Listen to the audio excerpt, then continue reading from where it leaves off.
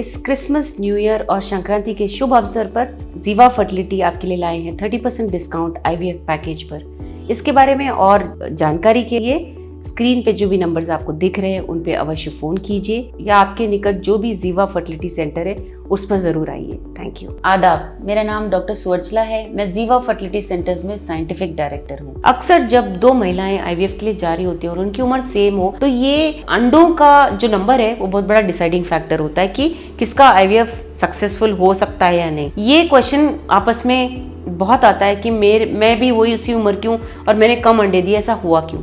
इस प्रश्न को जानने के लिए आप इसके पीछे जो साइंस है वो अगर समझ जाओगे तो आपको पता लग जाएगा कि आपके क्यों कम आए या किसी और के क्यों ज्यादा आए सेम उम्र में रहने के बावजूद। सबसे पहला सवाल है कि आपके एग्स में क्या ओवेरियन रिजर्व कैसा है, यानी कि एज के मुताबिक एग्स में ओवेरियन रिजर्व है या नहीं। दूसरा सवाल, रेस्पॉन्स कैसा है मेडिकेशन, जब हम फर्टिलिटी मेडिकेशन देते हैं आपको तो उसका रेस्पॉन्स कैसा है। तीसरा है डोज कितना देना पड़ रहा है आपको। चौथा है आपका बॉडी।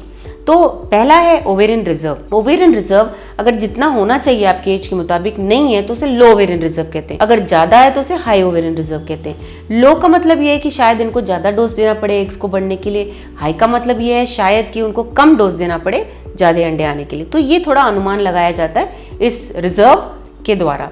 नेक्स्ट है, जब नॉर्मल रिस्पांस कहते हैं तो ये भी ज़रूरी नहीं है कि उनका रिस्पांस अच्छा होगा।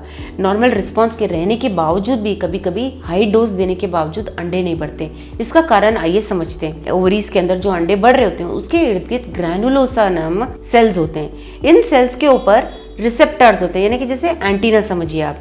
ये एंटीना FSH नामक हार्मोन के सिग्नल्स को पकड़ते हैं। ये हार्मोन्स कहाँ से आ रहे हैं? ब्रेन से रिलीज हो रहे हैं। ये बहुत इंपॉर्टेंट होता है, अंडों को बढ़ाने के लिए बहुत ज़रूरी हार्मोन होता है। तो जब ये हार्मोन रिलीज होता है और ये रिसेप्टर्स नहीं है, यानी कि ये एंटीना नहीं है, तो ये अंडा ठीक से बढ़ेगा नहीं, फॉलिकल बढ़ेगा या शायद अंडा नहीं बढ़ेगा। तो ये बहुत बड़ा प्रॉब्लम हो सकता है, जिसकी वजह से अगर IVF भी कराएं ऐसी महिलाएं तो उनके एग कलेक्शन या जिस दिन एग्स बाहर निकाले जा रहे हैं तब एग्स के नंबर भी कम आ सकते हैं। तो एक बहुत बड़ा प्रॉब्लम है जो म्यूटेशन की वजह से हो सकता है करके समझा गया है, लेकिन कौन सा जीन इसे विस्तार में अभी तक समझा नहीं गया है। बट ये जान लीजिए कि अगर प्रॉब्लम क्या है पता चले तो डोसेज को बढ़ाकर, या अगर ओवेरियन रिजर्व नहीं है तो डोनर एग्स के बारे में आपको समझाया जा सकता है। इसके बारे में अगर आपको और जानकारी चाहिए अवश्य जीवा फर्टिलिटी सेंटर्स आइए। Thank you. हमने इस वीडियो बनाने के लिए बहुत मुशक्कत की है। मेहरबानी करके हमें लाइक और सब्सक्राइब जरूर कीजिएगा। शुक्रिया।